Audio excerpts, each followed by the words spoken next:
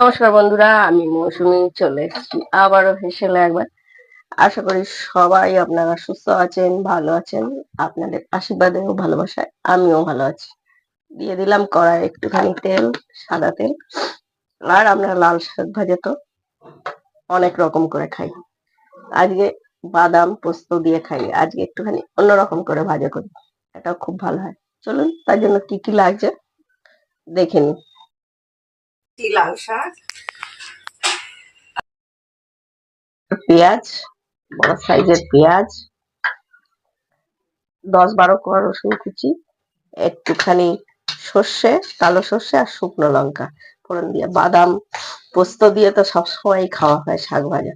আজকে এইভাবে চলুন করবো, দেখবেন খুবই ভালো লাগে। রেসিপি পুরোটা দেখার অনুরোধ রইল।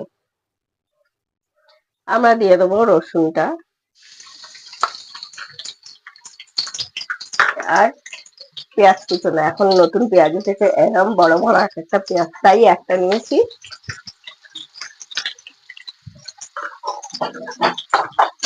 পেঁয়াজ আর রসুনটা ভালো করে ভেজে নিতে হবে। তার মধ্যে দিয়ে দেবো একটু সর্ষে, এটা ভুলে দিলাম, সর্ষে আর 3 কাঁচা শুকনো লঙ্কা, 3-4টে আপনারা যেরকম মনে করবেন দিয়ে দেবেন। এটা একসঙ্গে ভালো করে আমাদের ভেজে নিতে হবে। এইভাবে লাল শাক ভাজা করলে খেতে কিন্তু অত্যন্ত ভালো লাগে। সবসময় তো বাদাম পোস্ত দিয়ে হয় না, তাই একটু অন্যরকম করে। পেঁয়াজ আর রসুনটা বেশ ভাজা ভাজা হয়ে এসছে, তখন দিয়ে দেবো শাকটা। শাকটা আমি ভালো করে ধুয়ে জল ঝরিয়ে নিয়েছি।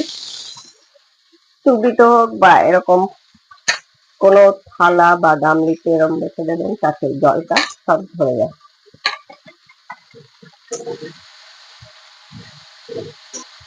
মিশিয়ে নেবো, দিয়ে দেবো অন্য কোনো কিছু লাগবে না, দিয়ে দেবো হলুদ।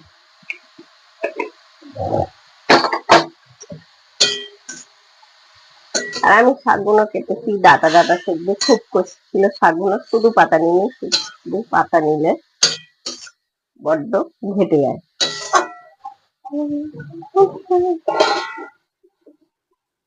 আঁচটা কিন্তু মিডিয়াম করা আছে। A few minutes later. দেখুন 2 থেকে 3 মিনিট আমরা ঢাকা দিয়ে রেখেছিলাম, আর কেরম জল বেরিয়েছে।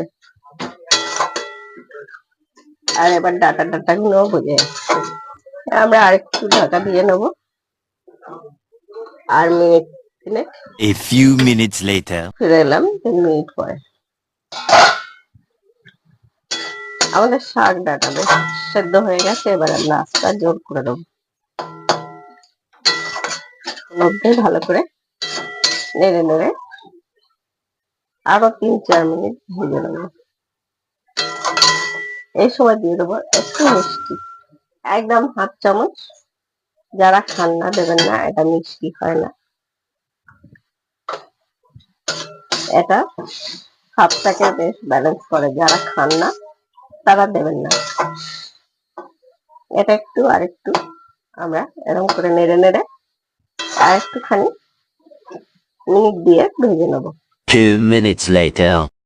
শাক ভাজা একদম রেডি, গরম গরম ভাতের সঙ্গে খাওয়ার জন্য।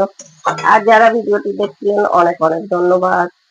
আর যে সকল বন্ধুরা নতুন দেখছেন প্লিজ পেজটিকে ফলো দিয়ে দেবেন, পেজে দেখলে। আর ইউটিউবে দেখলে চ্যানেলটি সাবস্ক্রাইব করে দেবেন, পাশে থাকা বেল আইকনটি ক্লিক করে দেবেন, যাতে আমার ভিডিও গুলো আপনাদের কাছে সবার আগে নোটিফিকেশন পৌঁছে। আর এরকম নিত্য নতুন রেসিপি দেখতে হলে দেখতেই হবে মৌসুমী হোসেন। সবাই সুস্থ থাকবেন, ভালো থাকবেন। আজকের মতো সবার কাছ থেকে বিদায়, টাটা। একটা সুন্দর একটি ভাজা হয়ে গেল।